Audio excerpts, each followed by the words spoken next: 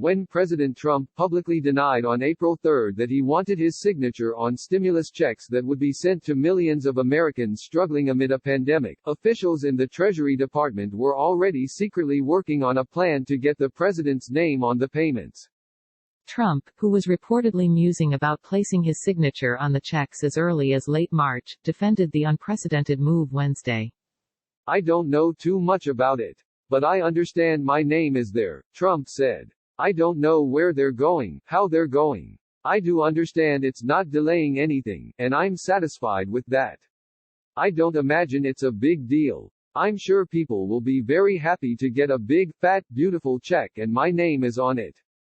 The effort to put Trump's name on millions of economic impact payment checks began shortly after the president on March 27 signed the bipartisan $2 trillion legislation aimed at stemming the financial fallout from a global pandemic that has halted much of the economy. It will be the first time a president's name appears on an Internal Revenue Service disbursement. While Trump has spent recent weeks talking with friends and supporters about his coronavirus response and his re-election campaign, the effort to place his name on the checks was largely kept secret until this week, with top White House officials in the dark until the plan became public. The White House press office did not respond to requests for comment Wednesday. Some senior officials at the IRS did not find out about the plan until Tuesday morning, underscoring the unorthodox process that has turned Trump's desire into reality. Sign up for our Coronavirus Updates newsletter to track the outbreak. All stories linked in the newsletter are free to access. After privately suggesting to Treasury Secretary Steven Mnuchin that he be allowed to formally sign the checks, Trump settled for having his name printed in the memo section, according to administration officials, who spoke on the condition of anonymity to discuss internal deliberations. The placement of Trump's name on the stimulus checks was taken out of the hands of the IRS early in the process, according to two government officials. The plan has been closely held within the IRS, and Commissioner Charles Rettig has not discussed it on his daily calls with his top executives, senior agency officials said. When the decision came down from the Treasury Department late Monday that the first batch of paper checks would include Donald J. Trump on the memo line, it was announced to just 5 senior IRS officials. The IRS, already tasked with quickly disbursing hundreds of billions of dollars in payments to Americans, is now rushing to prepare checks that bear Trump's name. The signature line will continue to feature the name of a civil servant, keeping with long-standing practice, but the IRS must change the computer code to add Trump's name before the Bureau of the Fiscal Service can print the checks, officials said. On Wednesday, working remotely on laptops in their homes across the country, the computer code developers and testers on the IRS's technology teams raced to program the agency's mainframe computers to add the president's name to the template for millions of paper stimulus checks.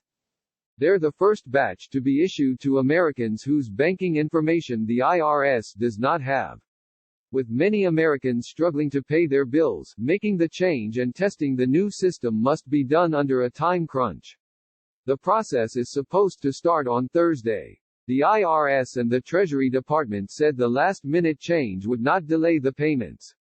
Democratic leaders seized on a report in The Washington Post that the decision to put Trump's name on the relief checks could delay the delivery of some of the payments. Delaying direct payments to vulnerable families just to print his name on the check is another shameful example of President Trump's catastrophic failure to treat this crisis with the urgency it demands, House Speaker Nancy Pelosi, D. Calif, said in a statement Wednesday. House Majority Leader Steny H. Hoyer, DMD, said the potential delay reflected the height of insecurity by Trump. In the midst of this crisis, President Trump is doing what he always tends to do, make it all about Trump, he said. Representative Ayanna Pressley, D. Mass, took to Twitter to voice her displeasure, calling the move a cruel political stunt from a petulant man who's failing our families. Some Republicans defended Trump. Senator Charles E. Grassley, R. Iowa, said previous presidents took steps to show the public their role in stimulus efforts. Grassley issued a statement defending the decision as nothing out of the ordinary and carrying a negligible expense. Presidents regularly associate their name with economic stimulus programs, the statement said. The Treasury Department and the IRS pushed back against claims that Trump's decision to add his name to the stimulus checks could delay their delivery. Thanks to hard work and long hours by dedicated #IRS employees, economic impact payments are going out on schedule, as planned, without delay, to the nation, the IRS said Wednesday on Twitter. The IRS employees are delivering these payments in record time. Millions of Americans began receiving payments of up to $1,200 on Wednesday via direct deposit. Those electronic payments, which were part of a $2 trillion bipartisan coronavirus rescue package, did not include Trump's name. But for Americans who receive paper checks by mail, about 70 million of the 150 million who qualify, Trump's name will feature prominently in the memo section.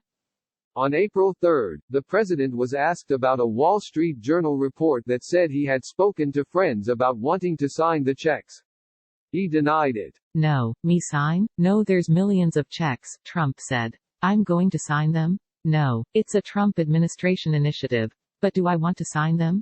No. But the president often personalizes the pandemic response. In his daily news briefings, he spends considerable time describing what his administration has done to combat the pandemic. On March 27, Trump lashed out against state governors who had criticized his response, saying any criticism of him amounts to criticism of the broader federal effort. I think they should be appreciative because you know what? When they're not appreciative to me, they're not appreciative to the Army Corps, he said. They're not appreciative to FEMA. Trump has also indicated a desire to have the federal government provide unemployment checks to millions of out-of-work individuals, seeking to take over the role traditionally played by states. It's not clear if the president also wanted to sign such federally provided unemployment checks. Millions of Americans have already opened their mailboxes to find Trump's name. In March, the Centers for Disease Control and Prevention sent out postcards with the headline, President Trump's Coronavirus Guidelines for America. The card included several recommendations for slowing the spread of the virus, including washing hands and avoiding recreational travel. According to a person familiar with the conversations, Pelosi pushed Mnuchin during negotiations on the economic rescue package to ensure that as many checks as possible were deposited through direct deposit. She told House Democrats that she had told Mnuchin that to the extent there had to be paper checks, she didn't want to see them held up for Trump's signature or anything similar. While several senior Trump administration officials said they did not know where Trump got the idea for putting his name on the stimulus checks, many said they were not surprised by the move. Trump has long exhibited a desire for featuring his signature prominently on objects, including newspaper clippings, stock market charts and even Bibles. Hours after the House of Representatives impeached him in December, Trump signed copies of the two impeachment articles for a supporter, the Detroit Free Press reported. While visiting Houston in the aftermath of Hurricane Harvey in 2017, Trump signed the wall of an events center that was being used to house storm victims and the homeless. Josh Dawsey and Erica Werner contributed to this report.